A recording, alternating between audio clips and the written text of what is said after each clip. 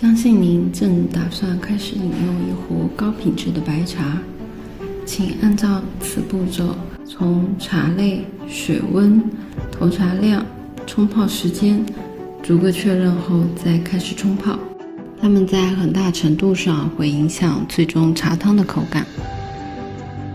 第一步，了解您手中的茶。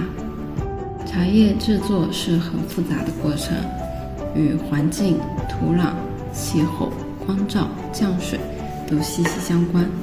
但从简单来说，白茶的制作只需要3步：从茶树上采摘，经过萎凋，最后干燥。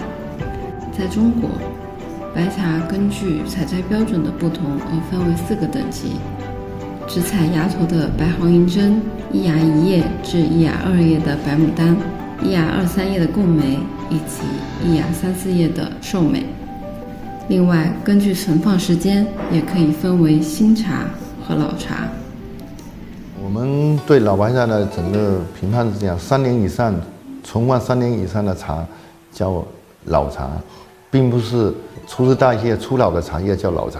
它因为通过接触空气进行氧化，很多内含物发生了转化，比如说涩烤的东西会慢慢转为甘甜可烤。白茶浅杏黄色、浅杏黄、灰地色、褐色或者棕红色，慢慢的层次有年份的层次感。不用担心，我们通常会将茶类和年份在包装上注明。即使都是白茶，它们的冲泡方式也有不同的地方。您可以注意到，茶叶形状更大的贡眉和寿眉更适合用壶煮，而银针和牡丹更适合用冷泡或者盖碗。新白茶不适合长时间的浸泡，而老白茶更适合焖和煮。以具体的茶品来选择冲泡的方式，能够更好地展现它的味道。这里我们将演示中国传统盖碗的冲泡方式。第2步，保持你的冲泡水温和茶具温度。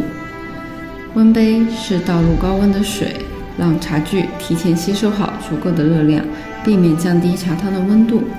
同时呢，也可以通过摇香来感受茶香。无论泡什么茶，你都可以先进行温杯，再冲泡。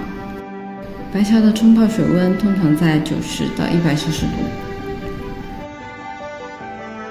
第3步，掌握好投茶量。不同器具冲泡时间不同，投茶量也不同。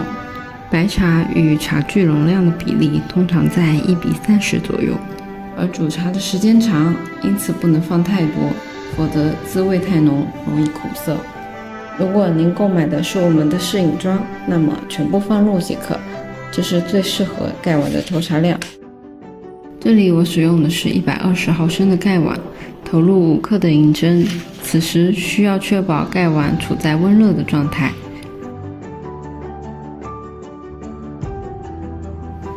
将盖碗拿起，轻摇2次，通过温度激发茶叶的香气。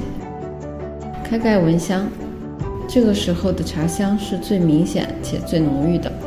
让我们继续用温水提升茶杯的温度，避免倒入茶汤时茶香四散。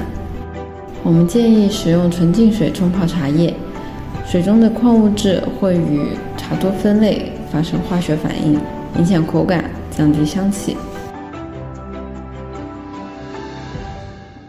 第4步，浸泡时间。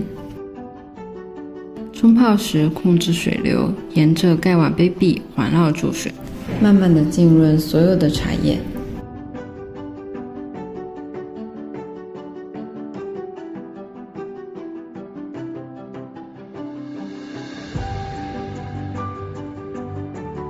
等待10秒钟后，把盖子打开1个小口，将茶汤全部倒出。你可以将公道杯适度倾斜，以得到更纯润的茶汤口感。但需要注意，不要留有水在盖碗中，否则茶叶持续进出会导致下一道茶汤苦涩且不耐泡。现在你可以享受它了。从第2道开始，逐步延长你的浸泡时间。你可以参考这个时间表，也可以根据你喜欢的口感去进行调整。贡梅、寿梅和白牡丹、银针的冲泡方式略有不同，它们的采摘标准是1亚3、4叶，因此我们需要放入5到8克的茶叶。摇香、闻香之后进行冲泡，同样使用纯净水。这里需要注意，无论是茶饼或者散茶，因为经过时间的存放以及运输，难免会有碎茶沫，所以我们要用到茶漏，过滤茶渣，以保持茶汤的纯净。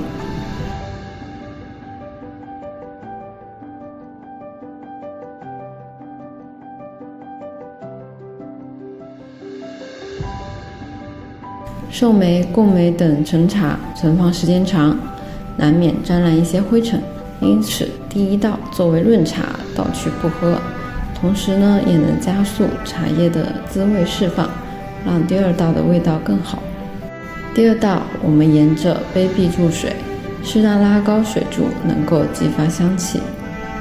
寿梅和贡梅白茶一般能够冲泡8到12道，如果经过3年以上的存放，一般能够冲泡15到20道，非常耐泡。